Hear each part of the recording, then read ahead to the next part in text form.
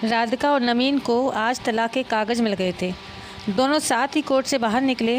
दोनों के वर्जन साथ थे और उनके चेहरे पर विजय और सुकून के निशान साफ झलक रहे थे। 4 साल की लंबी लड़ाई के बाद आज फैसला हो गया था। 10 साल हो गए थे शादी को, मगर साथ में 6 साल ही रह पाए थे। 4 साल तक तो तलाक की कार्यवाही में लग गए। राधिका के हाथ में दहेज के सामान की लिस्ट थी जो अभी नवीन के घर से लेना था, और नवीन के हाथ में गहनों की लिस्ट थी जो राधिका से लेनी थी। साथ में कोर्ट का यह आदेश भी था कि नवीन 10 लाख रुपए की राशि एक मुश्त राधिका को चुकाएगा। राधिका और नवीन दोनों एक ही टेम्पो में बैठकर नवीन के घर पहुंचे। दहेज में दिए सामान की निशानदेही राधिका को करनी थी, इसलिए 4 वर्ष बाद ससुराल जा रही थी। आखिरी बार बस उसके बाद कभी नहीं आना था उधर। सभी परिजन अपने अपने घर जा चुके थे। बस 3 प्राणी बचे थे, नवीन, राधिका और राधिका की माताजी। नवीन घर में अकेला ही रहता था। माँ बाप और भाई आज भी गांव में ही रहते हैं।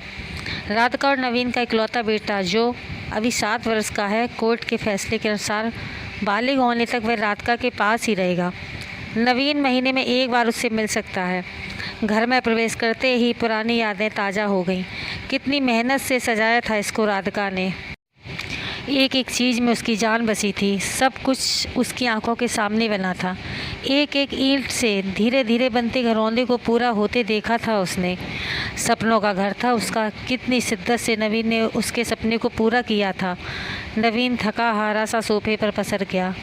बोला, ले लो जो कुछ भी चाहिए, मैं तुझे नहीं रोकूंगा। राधिका ने अब गौर से नवीन को देखा। 4 साल में कितना बदल गया है।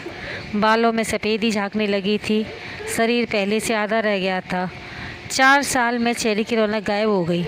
वह स्टोर रूम की तरफ पड़ी जहां उसके दहेज का अधिकतर सामान पड़ा था। सामान ओल्ड फैशन का था, इसलिए कबाड़ की तरह स्टोर रूम में डाल दिया था। मिला भी कितना था उसको दहेज में। प्रेम विवाद था दोनों का। घरवाले तो मजबूरी में साथ हुए थे। प्रेम विवाह था तभी तो नज़र लग गई किसी की, क्योंकि प्रेमी जोड़ी को हर कोई टूटता हुआ देखना चाहता है। बस एक बार पीकर बहक गया था नवीन। हाथ उठा बैठा था उस पर। बस वो गुस्से में मायके चली गई थी। फिर चला था लगाने सिखाने का दौर। उधर नवीन के भाई भाभी, उधर राधिका की माँ। नौबत कोर्ट तक आ पहुँची। ना राधिका लौटी और ना नवीन लाने गया। राधिका की माँ बोली, कहाँ है तेरा सामान? इधर तो नहीं दिखता। बेच दिया होगा इस शराबी ने। चुप रहो माँ। राधिका को ना जाने क्यों नवीन को उसके मुंह पर शराबी कहना अच्छा नहीं लगा। फिर स्टोर रूम में पड़े सामान को एक एक कर लिस्ट में मिलाया गया। बाकी कमरों से भी लिस्ट का सामान उठा लिया गया। राधिका ने सिर्फ अपना सामान लिया, नवीन के सामान को छुआ भी नहीं। फिर राधिका ने नवीन को गहनों से भरा बैग पकड़ा दिया। नवीन ने बैग वापस राधिका को दे दिया। बोला, रख लो, मुझे नहीं चाहिए, काम आएंगे तेरी मुसीबत में। गहनों की कीमत 15 लाख से कम नहीं थी। क्यों? कोर्ट में तो तुम्हारा वकील कितनी दफ़ा गहने गहने चिल्ला रहा था। कोर्ट की बात कोर्ट में ख़त्म हो गई राधिका। वहाँ तो मुझे भी दुनिया का सबसे बुरा जानवर और शराबी साबित किया गया है। सुनकर राधिका की माँ ने नाक भौं चढ़ाई। नहीं, वो 10 लाख भी नहीं चाहिए। क्यों? कहकर नवीन सोफे पर खड़ा हो गया। बस यूं ही राधिका ने मुंह फेर लिया। इतनी बड़ी ज़िंदगी पड़ी है, कैसे काटोगी? ले जाओ, काम आएंगे। इतना कहकर नवीन ने भी मुंह फेर लिया और दूसरे कमरे में चला गया। शायद आंखों में कुछ उमड़ा होगा जिसे छुपाना भी ज़रूरी था। राधिका की माताजी गाड़ी वाले को फ़ोन करने में व्यस्त थी। राधिका को मौका मिल गया। वो नवीन के पीछे उस कमरे में चली गई। वह रो रहा था अजीब सा मुंह बनाकर, जैसे भीतर के सैलाब को दबाने की कोशिश कर रहा हो। राधिका ने उसे पहली बार कभी रोते नहीं देखा था। आज पहली बार देखा तो ना जाने क्यों दिल को कुछ सुकून सा मिला। वह सदे अंदाज में बोली, इतनी फिक्र थी तो क्यों दिया तलाक? मैंने नहीं, तलाक तुमने दिया है। दस्तखत तो तुमने भी किए। माफ़ी नहीं मांग सकते थे? मौका कब दिया तुम्हारे घर वालों ने? जब भी फ़ोन किया काट दिया। घर भी आ सकते थे, हिम्मत नहीं थी। राधिका की माँ आ गई। वो उसका हाथ पकड़कर बाहर ले गई। अब क्यों मुंह लग रही हो इसके? अब तो रिश्ता भी ख़त्म हो गया। माँ बेटी बाहर बरामदे में सोफे पर बैठकर गाड़ी का इंतज़ार करने लगी। राधिका के भीतर भी कुछ टूट सा रहा था। दिल बैठा जा रहा था।